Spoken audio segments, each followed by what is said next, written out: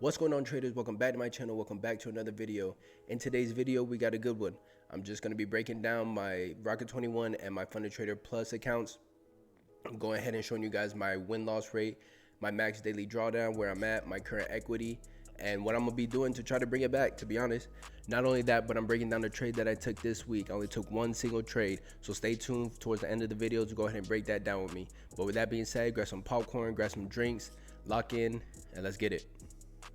Okay, so let's start over here at Funded Trader Plus. This is pretty much easy to read. My current balance is 91,951.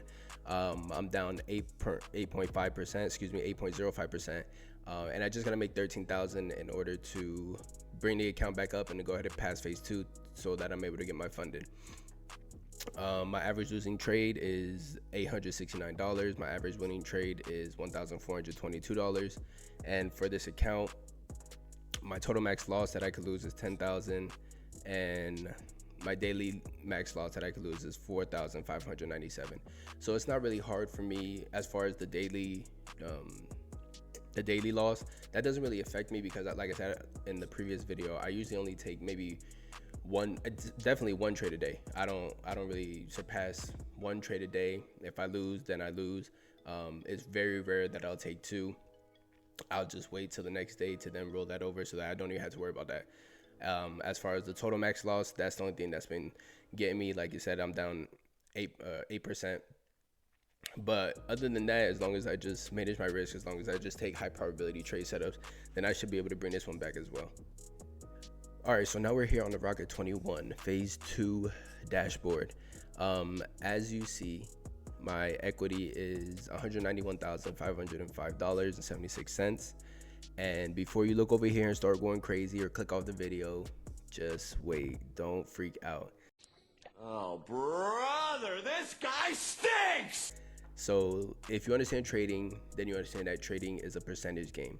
So the win rate, the loss rate, it really doesn't matter, because I can have this low win rate, high loss rate, and then the next trade I take, I make 10,000 and I wipe this out and now I'm in profit. Now, of course, everybody's goal is to win majority of their trades, no doubt. But because of my psychology, like I said in the previous video, it was messed up that 1 week. So then I started taking loss. You see, I have 4 losses and 1 win, but I'm only down 4%. So I'm not worried about it. We could even see it here on my phase 1 account, what I was talking about percentages. So my loss rate was 75% and my win rate was 50%. But if we go down and we see the first trade that I took, 12,000. Second trade, this was the reason I took this trade was just because I had to make this minimum trading days. But the second trade, 4,000, and then the rest of the time it was just to make these minimum trading days. But this shows you that my win rate is lower than my losing rate, but it still doesn't matter. I still made $16,000 in profit. So that's what I mean when I say I'm not really worried about it. It is what it is. If my losing rate is 30 and this is 70 and I come back in profit, then I don't care what it is. I made profit, I brought the account back, and I ended up passing it. So I'm fine with that. As you can see here, 200K account. My broker is Think Markets, platform is MT4. Projected annual profit is negative 22,112, but we'll work on that. And down here you can see the trades that I took, and this is the trade that we're going over today. Spoiler alert. So let's go ahead and break that down, and let me explain to you guys my mindset on why I took that trade. Okay, so now that we're here on the charts, looking at Audcad, let me go ahead and explain to you guys why I hopped into this trade. Now, in my previous video, I did speak about Audcad and how I took a loss earlier. We'll get to that, but let's just break this down on daily and then I'll speak more about that later. So on the daily, we see that price was bullish. How do we know price was bullish? Because it made a higher high. Well, it broke this structure, broke all this structure, higher high, higher low. Let me do it like this: higher high, higher low, higher high, higher low, higher high, and then we was right here. Is where we was at. So I identified that price was bullish. On the weekly, we can identify that price was bullish as well, because this is the zone that it had, or excuse me, the structure it had to break. Price came down here, ended up breaking above, blah, blah, blah, breaking above. So price was bullish on the weekly as well. So now that I know that two higher time frames are bullish, went down to the 4 hour just to see if it was bullish or bearish. If both time frames are bullish, higher time frames are bullish, the weekly and the daily, then it doesn't really matter to me if the 4 hour is bullish. If it is bullish, then great. If it's not, then it is what it is. But in this case, it was bullish. So I took this trade on a Monday morning. Monday morning, I was at my job, and at my job is right here at my house because I work from home. But I was here at the crib, and I was just looking over this chart, looking over price, and then I saw that Friday price had made this big move, came back into my zone.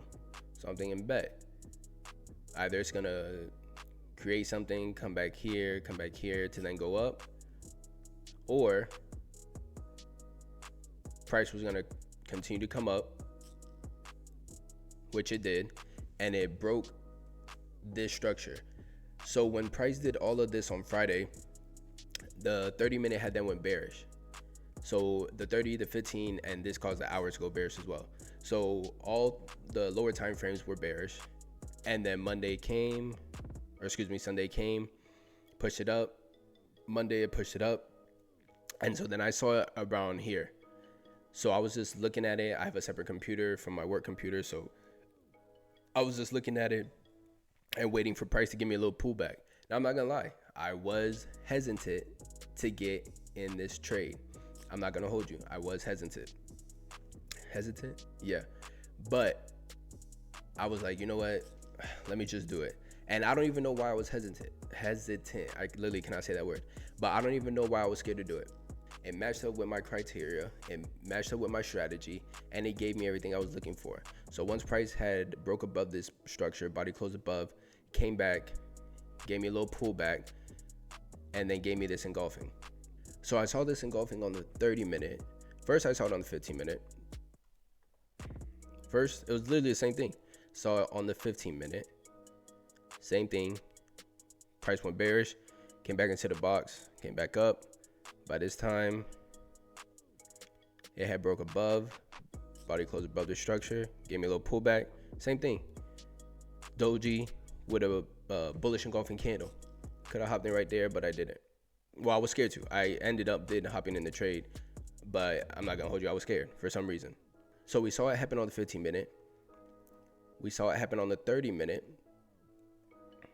And later on, we saw it happen on the 1 hour. Okay, so take it back. Actually, the 1 hour was still bullish even after this slow push because it didn't break above here, or below here. So 1 hour was still bullish. By the way, we saw price break above this level. Price body close above this level, which means we're just looking for what? A pullback. So price body close above here, gave us that pullback, another doji with engulfing candle right here. Now, this trade had me tight yet again. Me and AUD are not friends, because if you see this to the right of price, then you'll see this right here. Let me zoom in so y'all could really see. Got in, was holding it, felt confident about it. Oh, before I even go about that, Monday after I got in, I was looking at price and I noticed something. And I was like, you know what? This looks like a inverted head and shoulders. Perfect. With a body close above. Perfect. With a comeback and retest the neckline with that engulfing candle. I say, oh yeah, hey, we up. I'm going up. This trade going up. So once I saw that was Monday night, I believe. Yeah, Monday night. So once I saw that, I'm thinking, hey, go ahead and collect the check, because we passing this trade right here. We passing this account and we winning this trade right here. So I go to sleep. I'm thinking, you know what? Forget it. I'm good. Go to sleep, holding through all this. So I hopped in, like I said, Monday morning. So I hopped in on the 15, right? put my stops below, blah, blah, blah. I'm cooling. After I saw that Head and Shoulders break above, retest a neckline with a doji and engulfing candle, I said, oh yeah, we good. We good. Congratulations, you played yourself. Wake up, right? Wake up to see this. Wake up to see this right here. To see price come down to my exact stop loss, 0.89752. Kiss it, and then shoot up. Man. Y'all don't understand how hot I was. Like, it could not have been any more perfect for price to come touch, just tap my stop loss, and then shoot up. This right here had me hot. This right here had me hot. And I'm waking up. I'm just waking up. My eyes crusty. I'm thinking, oh yeah, we got one. We got one. Go hop on the charts. Look at this. I'm in that bit blowed on God. But you know, it is what it is. Now, one thing I did do once I saw that was just analyze my entry. Analyze where I put my stop loss. Because I was thinking, damn, could I put my stop loss lower? Should I have maybe put it lower for some random reason? And then I realized what I did wrong. There's a couple things I did wrong. First thing I did wrong was I was scared to hop in. Because if I wasn't scared to hop in, if I wasn't hesitant to hop in, I would have entered right here. My stop loss would have been down here. So 25.9, 30.9 would have been my actual stop loss. Look at that. Look at that. Would have cleared it. I wouldn't even had to worry about it. And price would have pushed up. Now, that's the first thing that I noticed. Was that I was scared to hop in. And that cost me losing this trade. Not only that, on the 1 hour. Where we are here.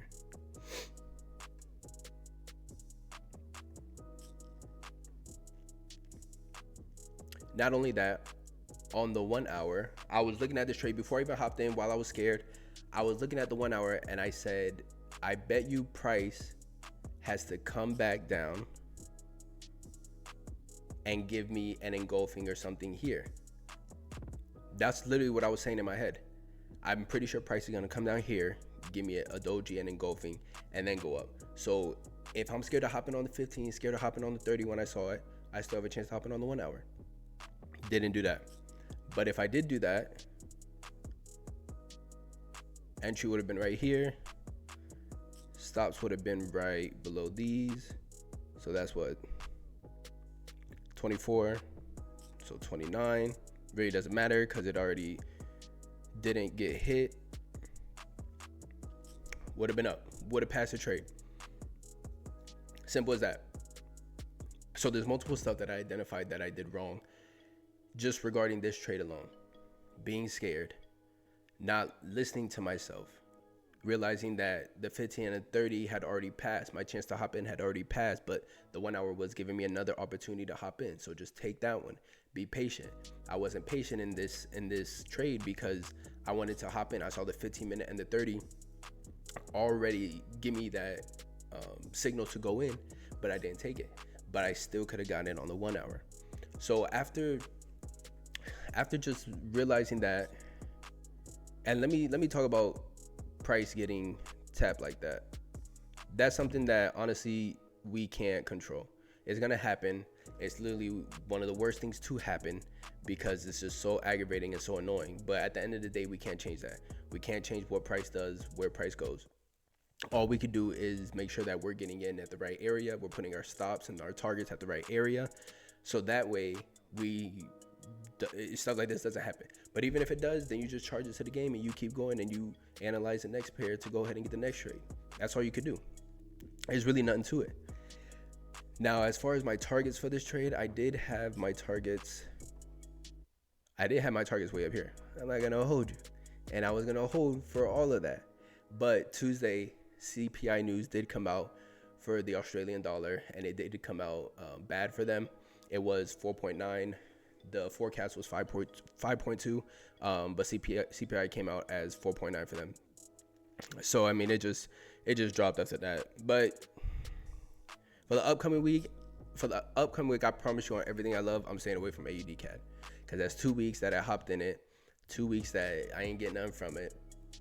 But it is what it is. You know what I'm saying? I'll charge it to the game and just keep going. Just wait till this next week and get another trade and try to get everything back. Not everything back, get it back in pieces, but at the same time, just win a trade.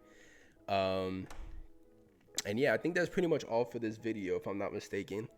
That is everything that I wanted to go over. Thank you guys for the support on my previous video.